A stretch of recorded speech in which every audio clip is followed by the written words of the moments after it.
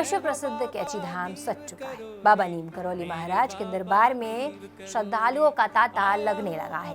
15 जून को कैची धाम का प्राण प्रतिष्ठा दिवस है, लिहाजा लाखों श्रद्धालु दर्शन के लिए पहुंच रहे हैं। लेकिन क्या आप जानते हैं कि कैची धाम की शुरुआत आखिर कैसे हुई थी?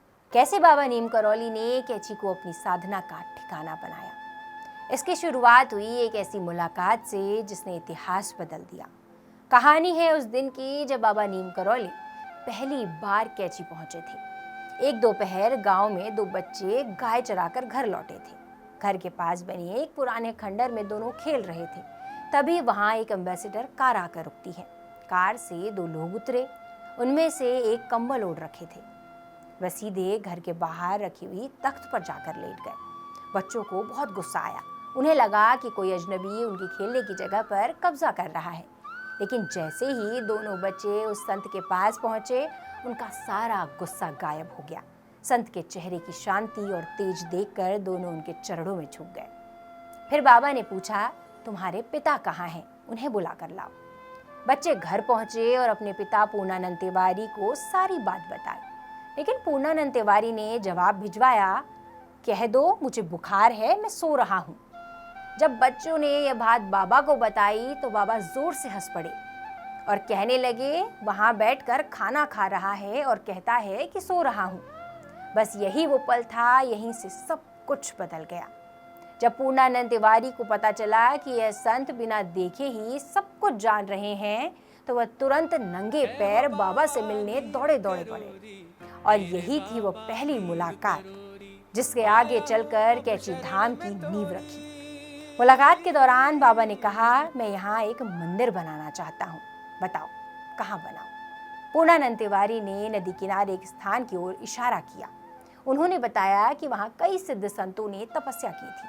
बाबा तुरंत उस जगह पहुंचे। चारों ओर पहाड़, बीच में नदी और सामने एक विशाल शिला। कुछ देर वहाँ खड़े रहने के बाद बाबा ने कहा, पूर्णानंद, यही वो जगह है, यही सिद्ध संतों ने तपस्या की थी। इसके बाद वन मंत्री चौधरी चरण सिंह से बात हुई। कहा जाता है कि उन्होंने खुद जमीन उपलब्ध कराने का आदेश दिया और निर्माण की राह आसान कर दी।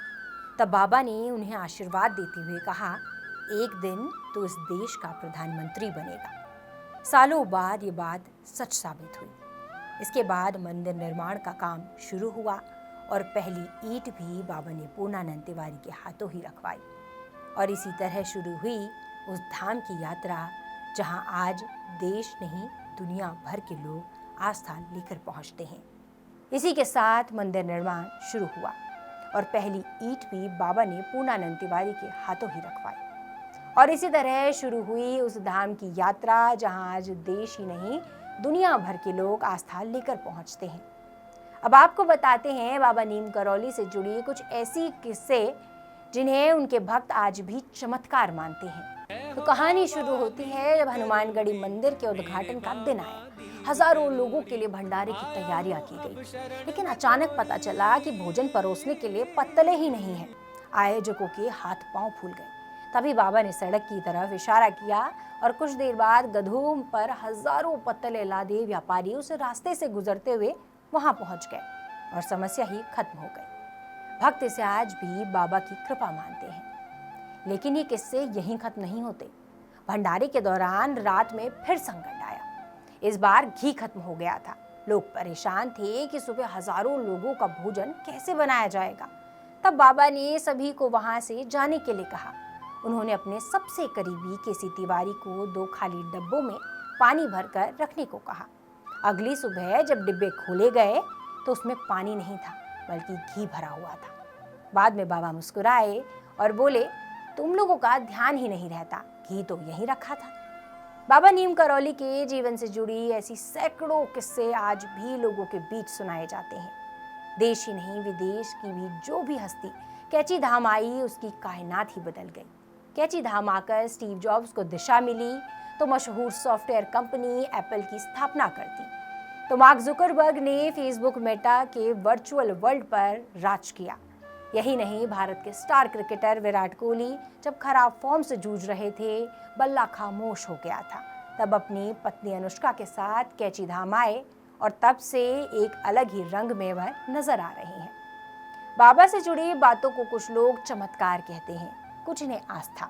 लेकिन एक बात तय है कि आज भी कैची धाम पहुंचने वाला हर श्रद्धालु अपने साथ कोई ना कोई अनुभव जरूर लेकर लौटता है। और शायद यही वजह है कि बाबा शरीर से भले आज हमारे बीच नहीं है, लेकिन करोड़ों लोगों की आस्था में आज भी जीवित है।